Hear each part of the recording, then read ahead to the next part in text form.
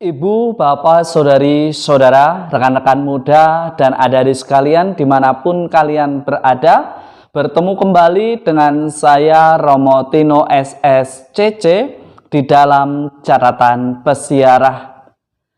Di dalam perjalanan persiaran hidup kita, Dialah Tuhan kita Yesus Kristus, Raja semesta alam, yang mestinya senantiasa harus menjadi raja di dalam hati kita, bukan ambisi atau kepuasan nafsu kita di dalam persiaran hidup ini, karena Tuhan mengendaki agar kita semua selamat. Sebelum kita mendengarkan permenungan dari catatan pesiarah, marilah kita membuat tanda kemenangan Kristus.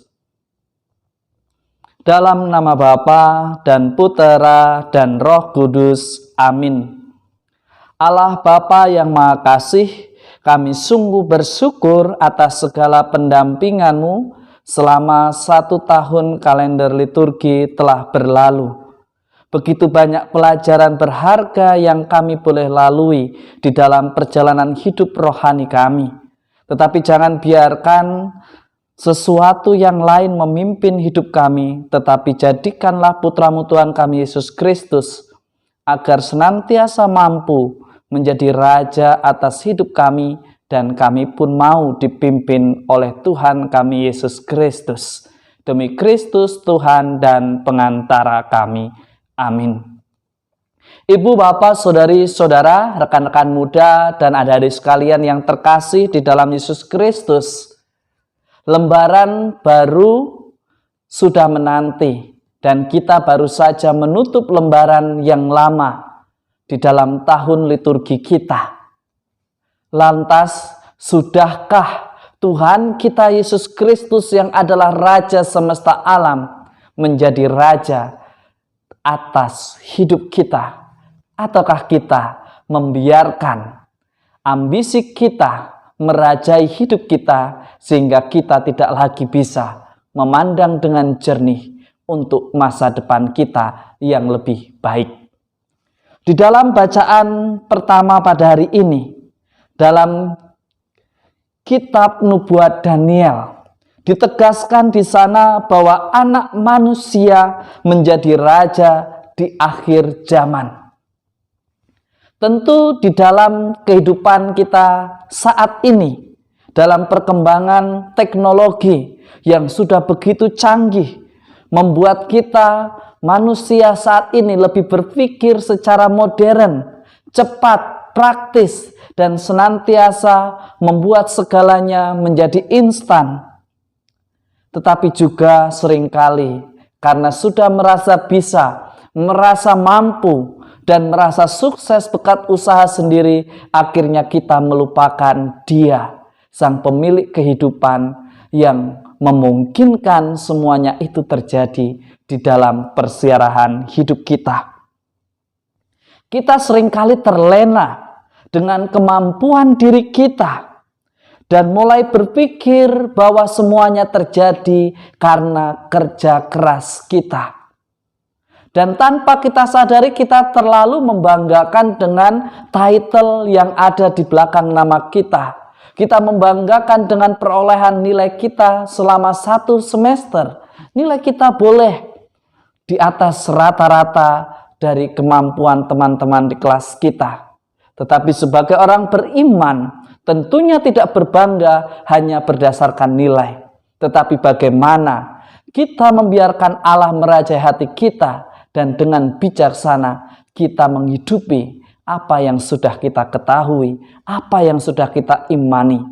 Minimal kita yang mengaku diri sebagai orang beriman dan berpendidikan, mestinya hidupnya lebih bermoral. Lalu kita seringkali mulai merasa bahwa Tuhan tidak penting lagi di dalam hidup kita. Ini adalah tanda-tanda bahaya.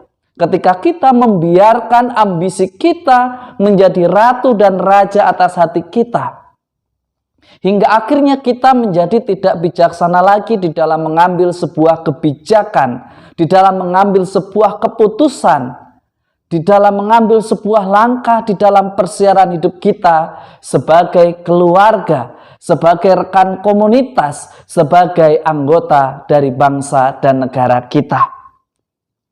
Padahal dengan jelas disampaikan bahwa hanya orang-orang kudus dan menderita karena iman akan berbahagia bersama Kristus di surga. Artinya hanya Anda dan saya serta kita semua yang mau memikul kuk yang dipasang oleh Yesus. Beranikah kita memikul kuk yang dipasang oleh Yesus di dalam persiaran hidup kita?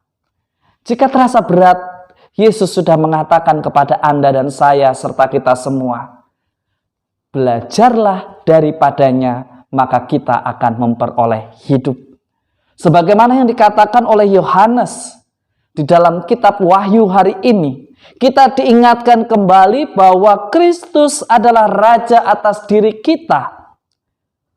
Bahkan dalam diri manusia, Tuhan membuat kerajaannya. Pertanyaannya sama yang dilontarkan oleh Yesus di dalam Injil Yohanes kepada Pilatus dan untuk kita semua.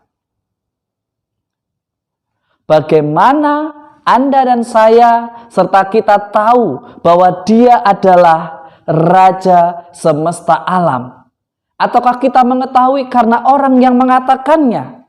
Lantas apa kata hati kita tentang Raja semesta alam? Kita diingatkan, sudahkah kita menemukan Tuhan di dalam persiaran hidup kita? Ataukah kita lebih senang memuliakan diri kita karena ambisi kita yang terpuaskan? Yesus mengajak Anda dan saya serta kita semua merefleksikan dan mengingat bahwa gambaran Sang Raja Tuhan kita Yesus Kristus, Raja semesta alam, tidak seperti yang mungkin ada dalam benak kita di dalam singgasana yang begitu megah, tetapi kerajaannya bermahkotakan duri dan tahtanya adalah kemenangan atas salib. Kita diingatkan kembali kemenangan atas dosa yang ditebus dengan wafat di salib oleh Yesus untuk keselamatan manusia. Janganlah disia-siakan. Beranikah kita senantiasa menjadikan Tuhan sebagai Raja di dalam hidup kita? Sudahkah kita membawanya di dalam doa? Menyatukan diri kita dengan Tuhan di dalam persiaran hidup kita? Ataukah kita mau menjadi pribadi yang terus-menerus mengulang hal yang sama? Orang beriman senantiasa bertumbuh, berkembang, dan berbuah demi keselamatan. Semoga berkat Tuhan senantiasa melindungi dan memberkati kita semua, Bapa, Putera, dan Roh Kudus. Amin. Ibu, Bapak, Saudari, Saudara, rekan-rekan muda, dan adik-adik sekalian yang terkasih, hidup bukanlah sekedar pengulangan yang terus-menerus berulang, tetapi hidup adalah mengenai pemaknaan. Sudahkah kita senantiasa menjadikan Tuhan menjadi Raja atas hati kita di dalam persiaran hidup kita? Tetap mematuhi protokol kesehatan. Selamat hari Minggu, Tuhan memberkati. Amin.